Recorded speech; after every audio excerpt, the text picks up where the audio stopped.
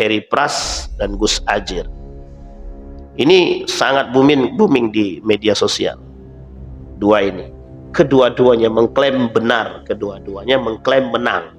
Terserah Bapak Ibu, terlepas daripada itu. Tapi yang ingin kita soroti adalah, bagaimana sikap orang mengambil ayat Al-Quran sebagai sandaran dalil yang mereka pegang. Kalau kejujuran itu tertanam dalam diri sebagai sikap atas dasar karakter Al-Quran, maka tidak mungkin ada manusia yang mau berdusta atas ayat Al-Quran. Tidak ada. A'udzu billahi minasyaitonir rajim. Bismillahirrahmanirrahim. Assalamualaikum warahmatullahi wabarakatuh. Alhamdulillahi rabbil alamin. Alhamdulillahilladzi an'ama bi ni'matil iman wal islam bihima tatimmus salihat.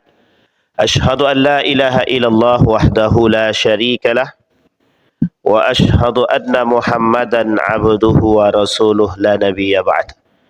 Allahumma salli wa sallim wa barik ala hadha an-nabiyyil karim. Allahumma salli ala Muhammad wa ala ali Muhammad fil alamin innaka Hamidum Majid.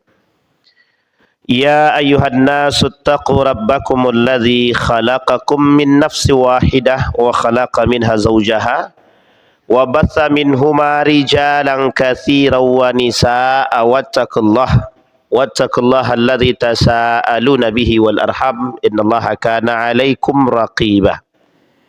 Puji syukur kehadirat Allah dengan mengucapkan alhamdulillahirabbil alamin, berselawat kepada Nabi dengan mengucapkan Allahumma salli ala Muhammad wa ala ali Muhammad fil alamin innaka Hamidum Majid. Bapak Ibu sekalian yang berbahagia, mudah-mudahan di subuh hari ini kita semua yang hadir husnul khatimah, amin ya rabbal alamin. Bermunajat kepada Allah, mudah-mudahan orang tua kita yang telah mendahului kita Allah tempatkan di tempat terbaik di sisinya. Allah terima amal ibadahnya, Allah kumpulkan bersama orang-orang yang saleh. Dan untuk orang tua kita yang masih hidup, sehat, kuat, husnul khatimah. Baik Bapak Ibu sekalian yang berbahagia, di dalam Al-Quran dalam surat Al-Jasiyah, wa idza alima min ayatina syai'an ittakhazaha huzwa ulaika lahum azabum muhid. Kata Allah di dalam Al-Quran dalam surat Al-Jasiyah, dan apabila dia mengetahui sedikit tentang ayat-ayat kami, maka ayat-ayat itu dijadikan olok-olok, candaan. Merekalah yang memperoleh azab yang menghinakan. Kadang hidup, kadang mati deh. Baik Bapak Ibu, di subuh hari ini saya ingin membahas tentang dua kalimat di dalam Al-Quran itu. Kalimat pertama ada namanya istihza. Diambil dari kalimat yang sama sebenarnya, huzwa. Istihza itu artinya mengolok-olok, mencandai. Dijadikan ayat Al-Quran itu bahan mainan, candaan. Yang kedua ada namanya huzwa, sama. Diambil dari, jadi istihza ini talabul huzu.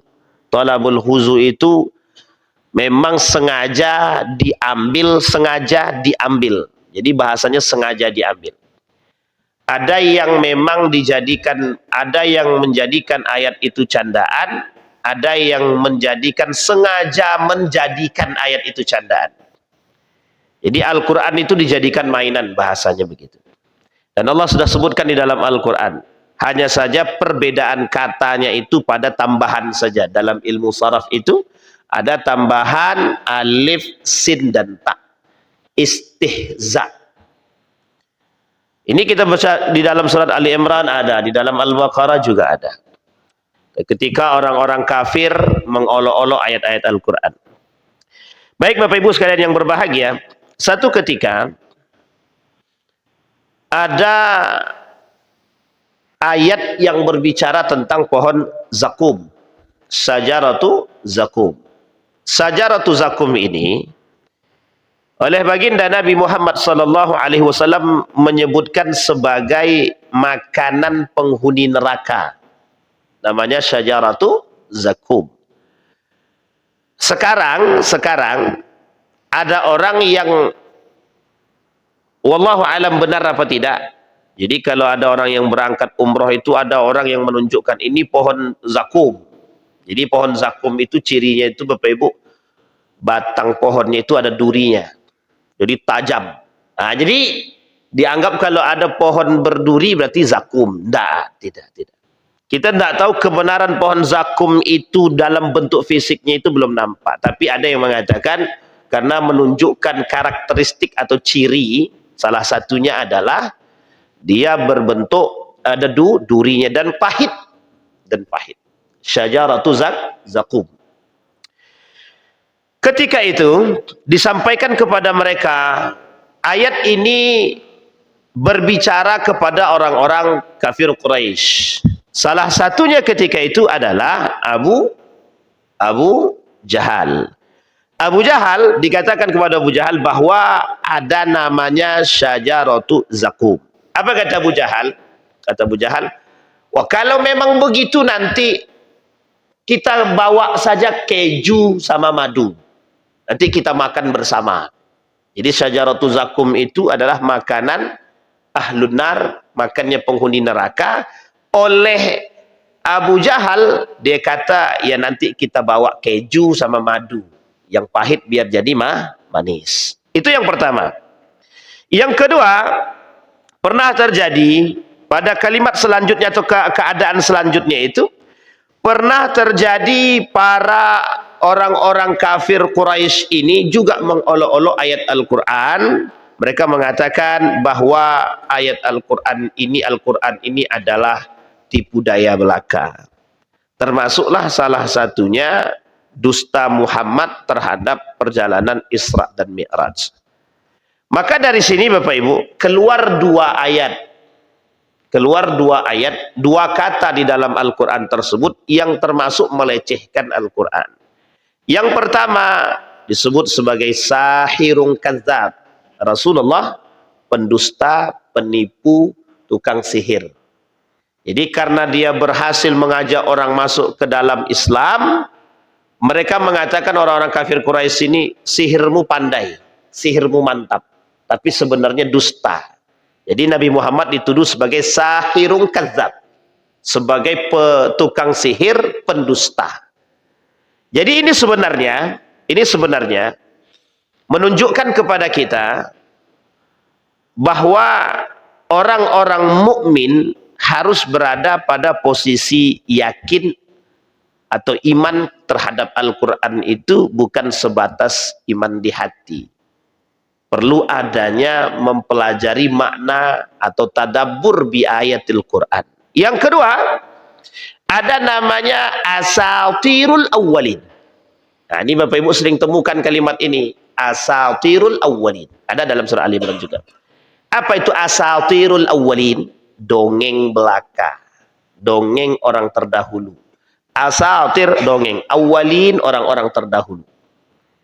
Kalau Nabi punya kawan namanya as-sabiqul awwalin, orang-orang yang pertama kali masuk Islam.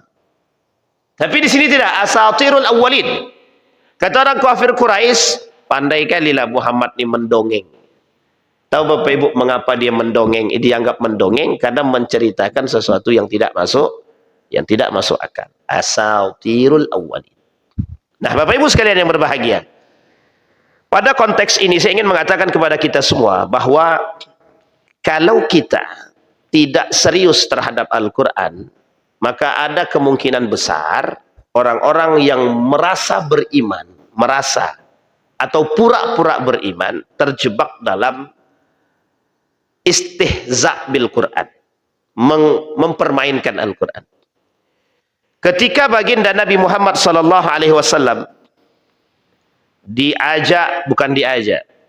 diolok-olok oleh para kafir Quraisy. Apa kata mereka? Mereka katakan keji terhadap Nabi Muhammad. Muhammad, engkau ini penipu betul. Kalau bahasa kita, Muhammad, engkau ini penipu betul. Bagaimana cara kau menyihirnya orang-orang ini biar bisa masuk ke dalam Islam? Cuma aku tengok, nih bahasa mereka, Cuma kalau kami lihat orang-orang yang masuk ke dalam Islam ini kok miskin-miskin. Nah, ini bahasanya Pak. Sehingga ketika itu yang menjadi corak pandang mereka, yang banyak masuk Islam ketika itu adalah orang-orang, mohon maaf, yang ekonomi ke bawah. Ekonomi ke bawah, meskipun para sahabat Nabi ini orang-orang kaya, Abu Bakar, Utsman, Abdurrahman bin Auf, tapi yang lain daripada itu mayoritasnya adalah memang orang-orang yang ekonominya ke bawah, menengah ke bawah. Dan para budak yang merasa bahagia dengan keluarnya aturan pembebasan budak dan lain sebagainya, ya mereka bahagia. Jelas orang-orang seperti ini menerima Islam. Maka kata mereka, disinilah Bapak Ibu, ketika baginda Nabi mengajak orang-orang masuk Islam itu, termasuk para budak, orang-orang yang tidak mampu, mereka menerima Islam, itu sebenarnya ada misi. Misinya begini. Di dalam satu misi pertama itu pembebasan budak. Budak-budak dibebaskan. Artinya Islam tidak memandang ras, tidak memandang budak. Mau budak dia ataupun bukan, merdeka. Islam begitu dia. Sehingga bagi para budak tadi senang mendengar Islam itu menyamaratakan, tidak ada perbedaan antara budak dengan orang kaya atau miskin sekalipun. Sehingga ketika tidak ada perbedaan antara miskin dan kaya di sini, itu diterima oleh orang-orang yang, mohon maaf, ekonominya menengah ke bawah. Senang mereka karena tidak ada perbedaan. Makanya kata Abu Jahal, maaf, kata Abu Lahab itu, ayo udah ambil aja, mau ambil budak ambillah, aku bisa cari budak sebanyak mungkin yang aku mau. Jadi Bapak Ibu, sebenarnya itu strategi baginda Nabi, karena orang-orang yang tidak mampu itu sebenarnya kan lebih banyak secara jumlah. Sehingga Nabi bisa menarik itu. Meskipun dengan kekuatan Abu Lahab dan Abu Jahal dan Abul As dan beserta para kabilah-kabilah Quraisy itu menyiksa orang-orang yang masuk ke dalam Islam. Termasuk salah satunya Umar bin Khattab. Umar bin Khattab pada saat itu, sebelum Umar masuk ke dalam Islam. Nah, setelah Umar masuk Islam, baru Umar tahu ternyata tujuan Islam ini mulia sangat. Nah, disinilah Pak, orang kafir Quraisy merasa kok makin lama makin banyak yang masuk. Apa sebenarnya yang disampaikan oleh Muhammad? Yang disampaikan oleh Muhammad sebenarnya apa? Mereka ceritakanlah. Disampaikanlah salah satunya persoalan zakum tadi. Yang kedua, di dalam Al-Quran itu ada persoalan tentang malaikat penjaga neraka sakar. Ada 17. Jadi Bapak Ibu, neraka sakar ini Allah sebutkan dalam Al-Quran itu penghuninya satu, orang yang tidak sholat atau lalai sholat. Orang yang lalai sholat, orang yang tidak sholat, nerakanya sakar. Ikhtilaf para ulama. Kata Ibnu Katsir mengatakan, kalau seandainya neraka sakar itu hanya untuk orang yang lalai sholat, yang dimaksudkan dalam ayat tersebut, malakum fi sakar lam nakum minal musallin. Arti lam nakum minal musallin itu artinya kami belum sholat. Belum sholat, kata Ibnu Katsir, bukan tidak sholat, tapi lalai sholat. Tapi kata para ulama yang lain, nerakanya orang-orang yang tidak dan sengaja meninggalkan sholat, nerakanya jahanam.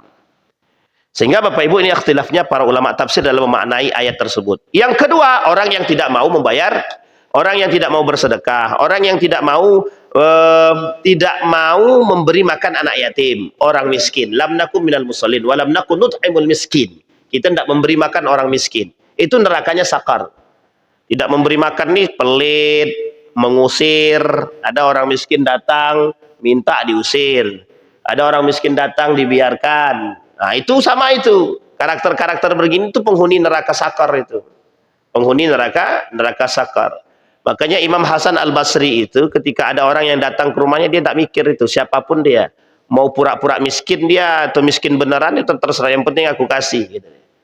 Nah, ketika Imam Hasan Al-Basri kasih, itu sebenarnya ada nilai. Karena dia tidak mau mencari tahu apakah orang ini benar-benar miskin atau tidak. Kalau ternyata benar-benar miskin dan kemudian dia usir, itu berdosa. Maka pertanggungjawaban di hari kiamat itu berat. Makanya, tapi sekarang ini agak susah Ustaz. Banyak penipu-penipu, orang-orang yang meminta-minta mengemis, dia agak-agak nipu dia. Padahal dia kaya, terlepas daripada penipuan yang dia lakukan. Kalau kita yakin bahwa Allah akan memiskinkan orang-orang yang pura-pura miskin itu kita selesai. Biarpun sekalipun dia menipu, itu tak urusan kita. Karena penipuan itu adalah urusan mereka. Kemudian, wa nakhudu ma'al khaidin.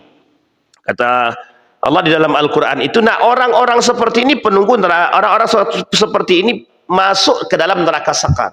Disampaikan oleh Nabi melalui ayat Al-Quran itu, nanti di dalam surat Al-Mudaththir itu ada 17 penunggu neraka Sakor. Dijawab sama Abu Jahal, kalau cuma 17 itu kurang banyak.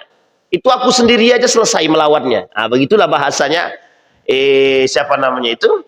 Bahasa daripada Abu Jahal. Mengolok-olok ayat tadi. Karena mereka tidak percaya. Apa yang dikatakan oleh Nabi itu di dalam ayat Al-Quran ini adalah sebatas pada cerita yang untuk menakutkan orang. Nah sekarang Bapak Ibu, hari ini orang-orang terdahulu mengolok-olok ayat. Kalau sekarang tidak mengolok-olok ayat, diinjaknya lah Al-Quran itu, dikencinginya lah Al-Quran itu, tak pakai bajulah di atas Al-Quran, meremehkan Al-Quran. Nah ada orang-orang seperti itu sekarang ada, yang memang mereka tidak mau menjadikan Al-Quran itu sebagai pedoman hidup, living by the Quran, mereka tidak mau. Kenapa mereka tidak mau? Karena memang menurut mereka, hari ini tuh Al-Quran itu sudah tidak sejalan dengan perkembangan zaman. Tidak sejalan. Kata mereka, Al-Quran ini adalah produk budaya pada masanya. Artinya, kalau produk budaya pada masanya, itu pada masa siapa? Nabi Muhammad. Disinilah mereka katakan bahwa Al-Quran itu produknya Muhammad. Dalam bentuk istihza, penghinaan, peremehan terhadap Al-Quran. Makanya Bapak Ibu, kalau Bapak Ibu melihat sekarang, ada anak muda yang biasa aja dengan Quran, bahkan condong untuk sinis terhadap Al-Quran, itu biasa. Karena memang sudah karakter dahulu begitu. Hasutan demi hasutan itu muncul. Apalagi sekarang muncul kelompok liberalisme, sekulerisme, pluralisme, semakin kencang. Makanya sekarang ini banyak orang yang mempermainkan Al-Quran. Mudah sekali. Karena kita tidak punya aturan yang baku penistaan agama itu seperti apa. Nah, kita ambil contoh Bapak Ibu. Ketika pada masa Ahok. Pada masa Ahok itu yang dicekal. Ahok itu kan membawakan ayat surat Al-Ma'idah. Ayat 51 dan ayat 53. Jadi ketika berbicara tentang wali. Dan ini sebenarnya masuk dalam kategori penistaan agama. Itu sebenarnya bukan penistaan agama secara mengatakan bahwa agama ini, Al-Quran ini sudah sangat-sangat, enggak, dia mengatakan begini. Dalam konteks ini sebenarnya, dia mau mengatakan kepada kita semua bahwa yang pertama, ayat ini sudah tidak cocok dengan sekarang. Itu yang pertama. Yang kedua, di situ kan bukan pemimpin artinya, tapi wali. Karena memang sebenarnya dalam terjemahannya Kementerian Agama, itu bukan pemimpin, sahabat sejati. Sahabat sejati. Makanya Bapak Ibu di situ dianggap penistaan. Kenapa penistaan? Karena yang berbicara bukan Muslim. Yang berbicara bukan Muslim. Sekarang banyak Pak, banyak. Kemarin kami ketika di Nurul Yakin itu disuruh membahas tentang Isra Mi'raj dari sudut pandang perang pemikiran. Maksudnya apa itu Ustaz? Maksudnya begini. Jadi ada ndak orang yang berbicara tentang Isra Mi'raj ini tapi sebatas mengatakan dongeng belaka? Banyak Pak. Dari zaman dulu itu sudah. Zaman dulu itu orang mengatakan bahwa cerita Isra Mi'raj itu dongengnya Muhammad saja. Makanya seperempat umat Muslim ketika itu murtad, nggak mau masuk Islam itu. Itu bukan sedikit. Seperempat yang murtad, sisanya bukan murtad tapi tak percaya. Makanya yang percaya cuma Abu Bakar. Itu promosi iman sebenarnya. Dalam konteks itu promosi iman. Kenapa begitu? Karena kalau tidak berimannya Abu Bakar ketika itu, selesai urusan, habis. Orang tak mau terima Islam. Begitulah cara Allah menjaga ketika itu. Tapi betulkah apakah itu cerita atau dongeng dalam Al-Quran? Dikatakan oleh sebagian orang mengatakan itu dongeng saja. Kenapa dongeng? Tidak bisa diterima oleh akal sehat ketika itu. Sehingga disebutlah sebagai bahwa Muhammad itu penipu, pendusta, pendongeng. Maka keluarlah kalimat yang disebut dengan asatirul awwalin. Dongengnya orang-orang terdahulu. Bisa dipahami Bapak Ibu ya. Yang kedua, dalam cerita Isra dan Mi'raj itu, mereka bukan hanya sekedar mengatakan dongeng. Bapak Ibu boleh cek di Google itu, orang agama mana yang membahas tentang Isra Mi'raj selain daripada Islam? Banyak Pak, banyak. Justru saya mendapatkan beberapa orang-orang beragama Nasrani itu mencoba mengkaji Isra Mi'raj dan dianggap, mohon maaf, inilah ceritanya. Uniknya itu saya tidak persoalkan. Kalau orang kafir kita tidak persoalkan Pak, tidak persoalkan. Yang kita persoalkan ada 3 orang. Satu bergelar profesor tapi sudah almarhum. Yang kedua itu mengaku penghafal Quran. Justru mereka mengatakan beginilah dongengnya Isra Mi'raj itu yang hanya kita dengar dalam bentuk cerita saja dan tak perlu ditelan mentah-mentah. Wah, ini parah ini Pak, parah sekali. Nah, apa yang ingin saya sampaikan di sini? Yang ingin saya sampaikan di sini pada kita semua Bapak Ibu, Al-Qur'an ini itu wajib diimani, wajib. Sekarang pertanyaannya bagaimana kita mengimani Al-Qur'an dalam konteks ini? Kita mengimani Al-Quran ketika kita, mohon maaf, hari ini saya berbicara, Bapak Ibu iman dengan Quran, iman. Tapi Bapak Ibu, apa bedanya kita dengan orang kafir Quraisy yang tidak mau menjalankan isi Al-Quran? Apa bedanya kita dengan orang kafir Quraisy? Bedanya cuma satu. Masih ada pengakuan kebenaran Al-Quran, meskipun tidak kita terima dalam bentuk nyata ataupun fakta. Orang kafir Quraisy, karena memang mereka kafir. Yang berbahaya itu bukan kafir Quraisynya. Yang berbahaya itu umat muslimnya yang menolak kebenaran Al-Quran. Di sini kita berbicara tentang dampaknya, Pak. Maka Bapak Ibu sekalian berbahagia, ketika kita berbicara tentang istihza bil Quran, mencela Al-Quran, mempermainkan Al-Quran, merendahkan Al-Quran, melecehkan Al-Quran, menistakan Al-Quran, mengolok-olok Al-Quran, ada satu faktornya Pak, kebencian terhadap kebenaran. Kita ambil contoh sederhana. Ketika ada orang yang membenarkan perempuan tidak masalah, tidak berdosa kalau tidak pakai jilbab. Ini sebenarnya kalau kita tinjau dari sisi hukum agama dan Al-Quran itu bermasalah Pak, sangat bermasalah sekali. Perintah yang kemudian ditolak. Perintah yang kemudian ditolak. Mengapa disebut sebagai penolakan terhadap kebenaran? Satu, menolak perintah Allah, menolak kebenaran Rasulullah. Dan itu jelas Pak. Orang yang menolak kebenaran agama, kebenaran Allah, orang yang menolak kebenaran yang dibawa, risalah yang dibawa oleh baginda Nabi Muhammad SAW, itu masuknya kemana? Masuknya dalam bahasanya orang dahulu disebut dengan kafir. Menolak kebenaran. Orang kafir, orang kafir itu kan ada 3, Yahudi, Nasrani, kemudian kafir Quraisy. Yahudi, Nasrani, kafir Quraisy ini bukan tidak percaya kepada Allah, bukan tak percaya kepada Allah, hanya gengsi terhadap Muhammad. Orang kafir Quraisy ini cuma gengsi terhadap Muhammad saja. Kenapa Muhammad itu? Kenapa Muhammad yang harus jadi nabi? Kalau yang jadi nabi dari sisi mereka beriman, selesai urusan Pak. Sama dengan orang Yahudi, kenapa yang jadi nabi itu harus Muhammad? Kalau dari Bani Israel kami percaya, selesai Pak. Sama dengan Nasrani juga begitu.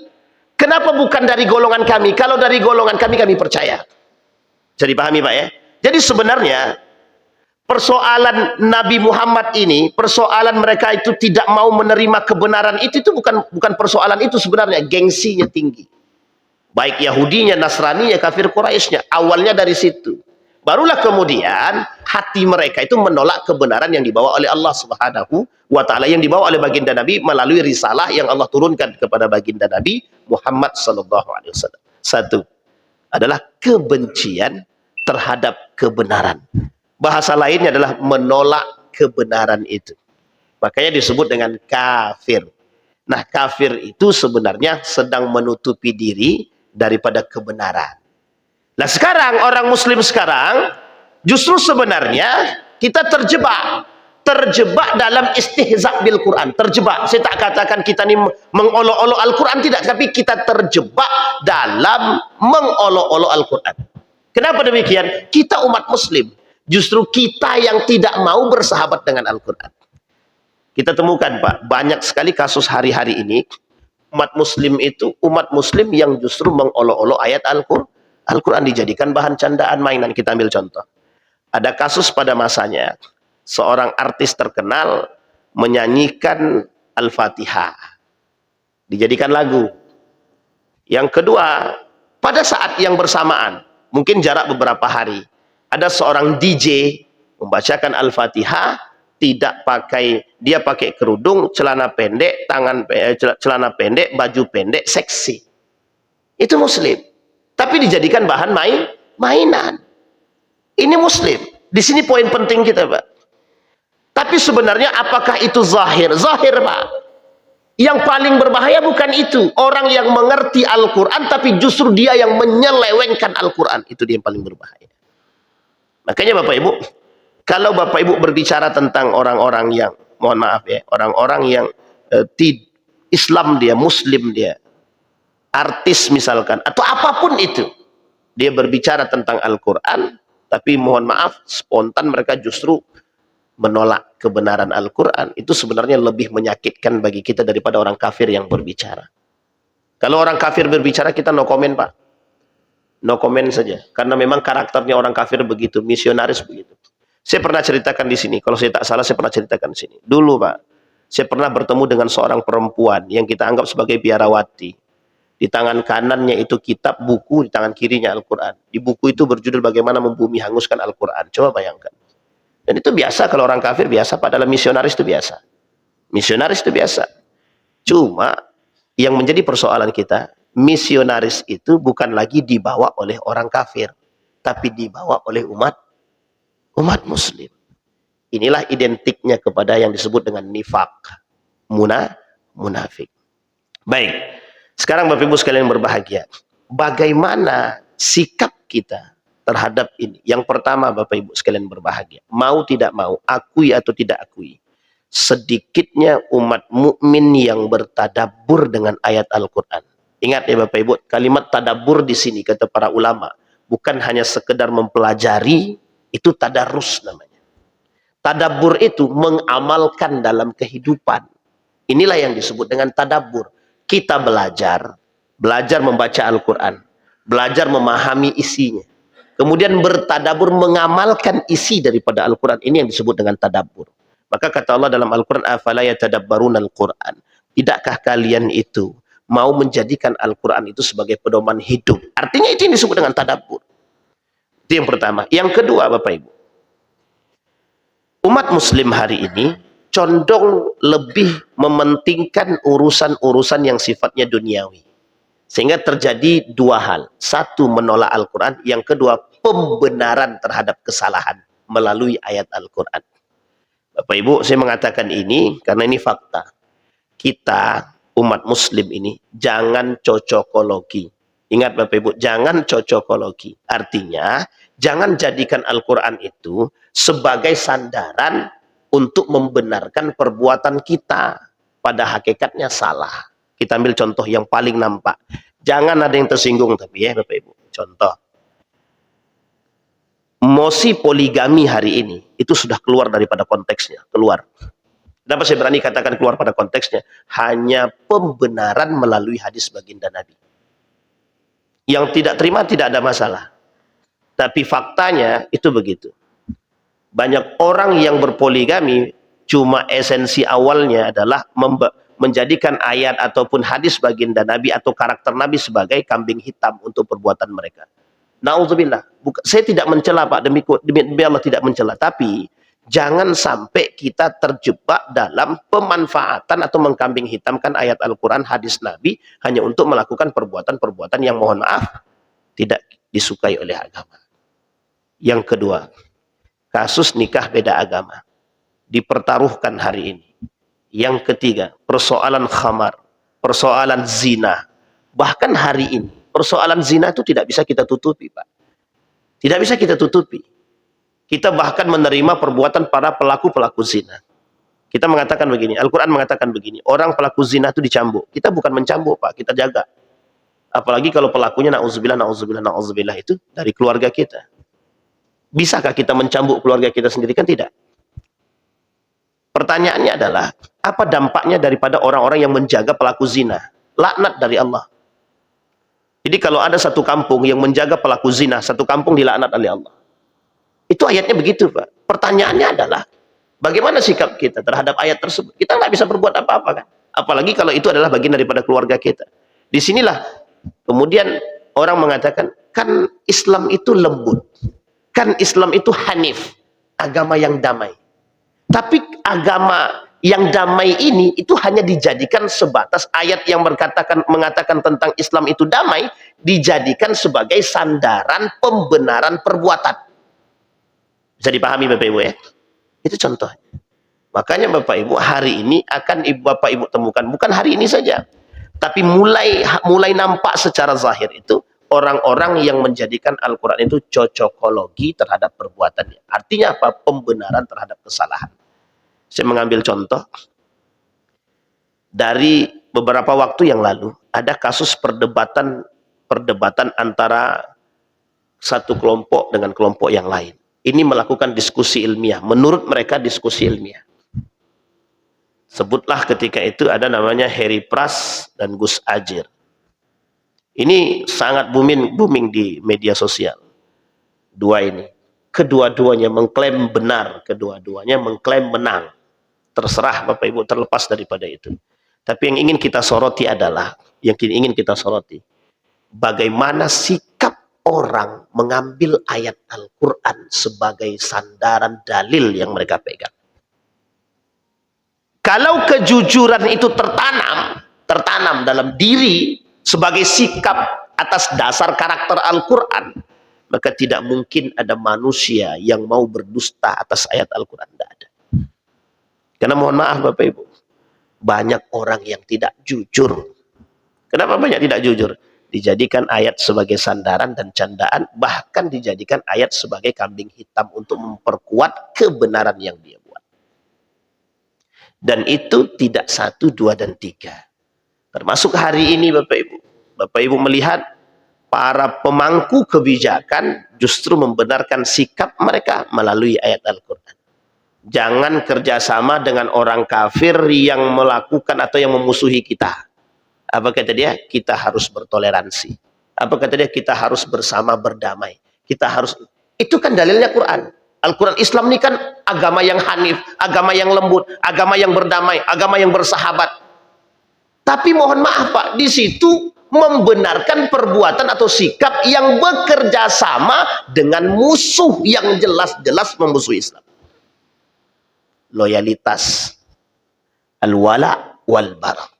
Sekarang Bapak Ibu kita lihat, apa dampak daripada orang yang suka meremehkan Al-Quran, menghinakan Al-Quran, kemudian menistakan Al-Quran, istihza, mempermainkan Al-Quran. Yang pertama, kata baginda Nabi Muhammad SAW. Kata para ulama, yang pertama, orang yang menistakan Al-Quran nifaq, munafik. Orang yang menjadikan Al-Quran itu candaan, mainan, munafik. Berarti mereka yang menggunakan Al-Quran sebagai nyanyian segala macam munafik.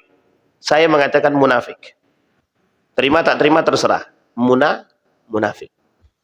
Kenapa? Al-Quran tidak bisa dijadikan mainan. Apa bedanya mereka dengan orang kafir Quraisy? Bedanya cuma satu. Itu belum masuk Islam. Ini sudah Islam. Justru yang lebih berbahaya yang mana? Umat muslim yang mempermainkan Islam itu sendiri. Bisa dipahami Bapak Ibu ya? Ini kasus. Yang kedua. La ta'tazirul yawm. Qad kafartum ba'da imanikum in ta'fu an ta'ifatin minkum tu'adzib ta'ifatun bi'annahum kanu mujrimin. Pelaku yang menghinakan Al-Quran, yang menistakan Al-Quran, yang mempermainkan Al-Quran, yang mengolok-olok Al-Quran, mujrimin. Apa itu mujrimin? Masuk dalam kategori mereka pelaku dosa besar. Dosa besar berarti nerakanya apa? Jahannam. Nah sekarang itu dari sisi yang lain. Sisi yang lain adalah dari sisi sosial. Orang yang menistakan agama, di negara kita sudah nampak. Orang-orang yang menistakan agama dimasukkan ke dalam penjara. Tapi Bapak Ibu, terlepas dari masalah dia penjara atau tidak penjaranya, kita bahas dari sisi agamanya. Kata Allah, mujrimin. Tapi sebenarnya bukan mujriminnya yang ingin kita bahas. Melengket pada konteks apa dia? Kafir. Apa kata Allah? La ta'tazirul yawm qad kafartum ba'da imanikum. Orang yang mengolok-olok Al-Quran itu secara tidak langsung dia telah kufur. Bahkan disebutkan dengan frontal, kafartum ba'da imanikum. Kalian kufur setelah kalian beriman. Pertanyaannya adalah, apakah orang yang melakukan penghinaan terhadap Al-Quran itu termasuk orang-orang yang kafir? Kafir atau murtad atau keluar daripada Islam tidak, tapi perbuatannya sama seperti orang kafir. Nah ini masalah nih Bapak Ibu, masalah betul bagi kita sekarang.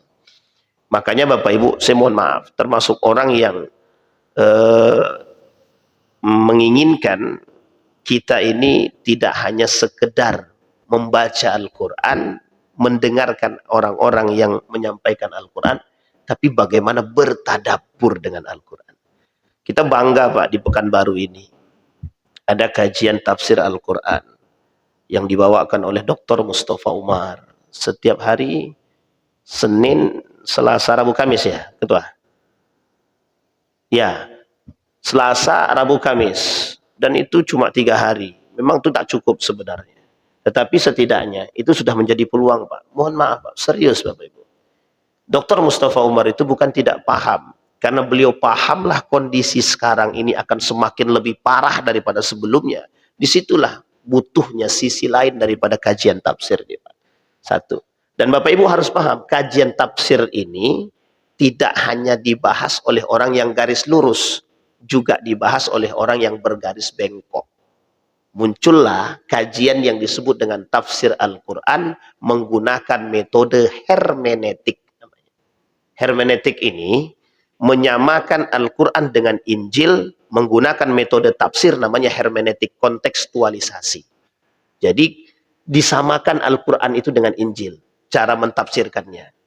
Itu berbahaya, sangat berbahaya sekali. Nah, sekarang itu yang digadang-gadangkan. Bagaimana caranya hari ini hermeneutik itu menjadi solusi atas problem umat hari ini. Artinya apa? Bagaimana mentafsirkan Al-Quran dengan gaya kontekstualisasi sehingga bisa sesuai dengan perkembangan zaman. Itu berbahaya, sangat berbahaya sekali. Apa bahayanya? Satu, Al-Quran disuruh menyesuaikan zaman. Pertanyaannya yang betul yang mana? Al-Quran harus menyesuaikan zaman atau zaman yang harus menyesuaikan Al-Quran? Zaman yang harus menyesuaikan Al-Quran atau Al-Quran yang harus menyesuaikan zaman? Baik, sekarang kita lihat. Orang sekarang memaksakan kehendaknya untuk meminta Al-Quran menyesuaikan zaman. Bagaimana kok bisa begitu, Ustaz? Kita lihat dari konteks kehidupan kita. Di mana dalil Al-Quran yang dipakai oleh umat hari ini dalam kehidupan? Tak ada. Hampir sedikit. Bahkan hampir tidak ada yang buat. Kalau Bapak Ibu lihat dalam undang-undang negara, dalam menyelesaikan persoalan, ada nggak Al-Quran dibawa? Tidak ada. Tidak ada. Mengentaskan kemiskinan, ada nggak Al-Quran yang dibawa? Tidak ada, Pak. Apakah Islam berbicara itu? Berbicara. Inilah salah satu strategi menjauhkan umat muslim dari Al-Quran itu sendiri. Uniknya, itu tidak ada masalah, karena itu perbuatan orang-orang kafir. Itu perbuatan orang-orang Yahudi. Yang menjadi masalah adalah orang Islam nyaman dengan zona itu.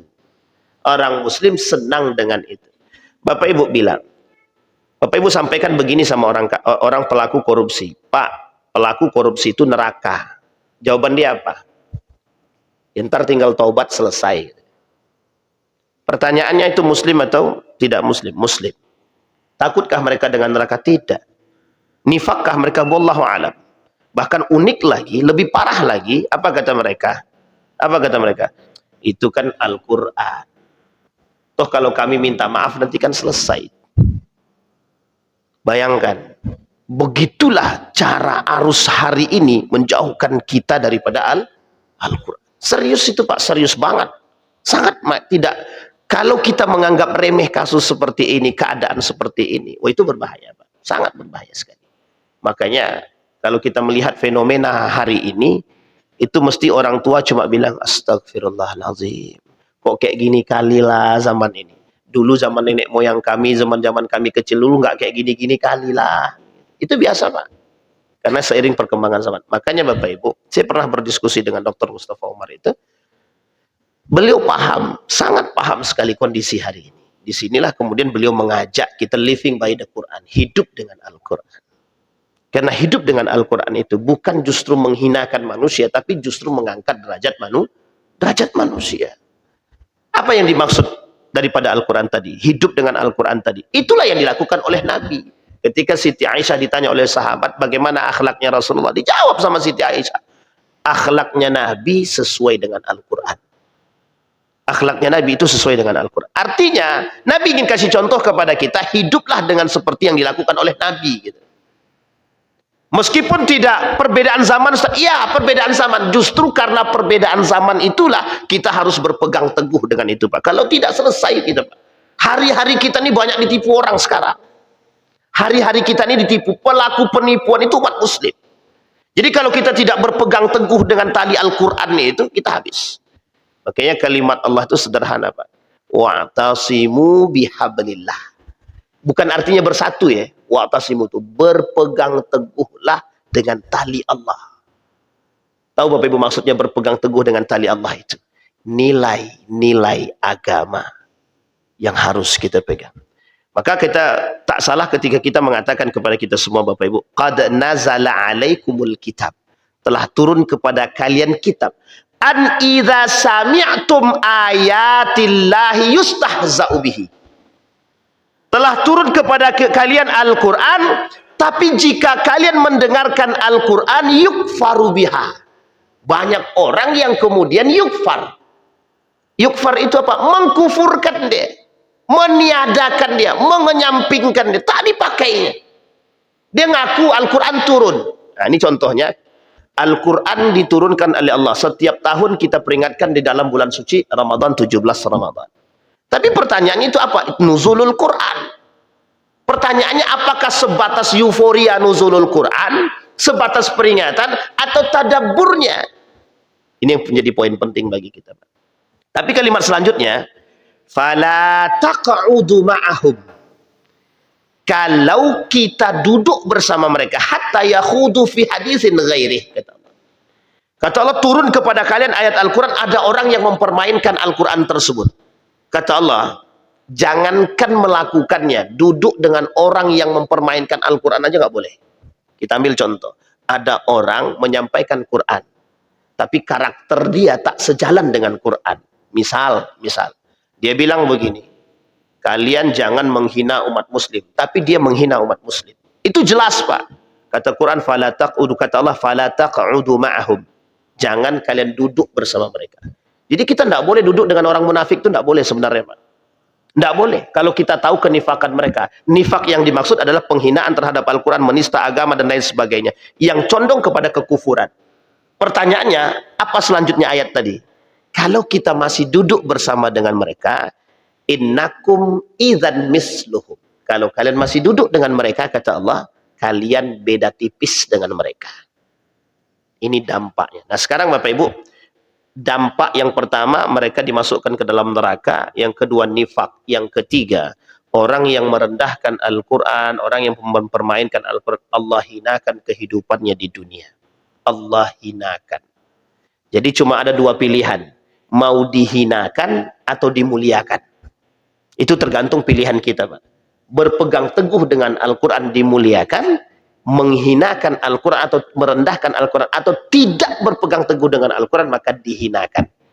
Maka ada istilah di dalam hadis Nabi itu begini. Nawwiru buyutakum bis-salati wa qiraatil Quran di sini bukan hanya sekedar membaca, tapi hiasilah rumahmu dengan nilai-nilai Qur'ani di dalam rumah tangga. Sekarang pertanyaannya, bagaimana cara kita menghiasi rumah kita dengan nilai-nilai agama, nilai-nilai Quran? Itulah tujuannya kajian tafsir itu. Jadi tahu kita maknanya apa, kita terapkanlah dalam kehidupan.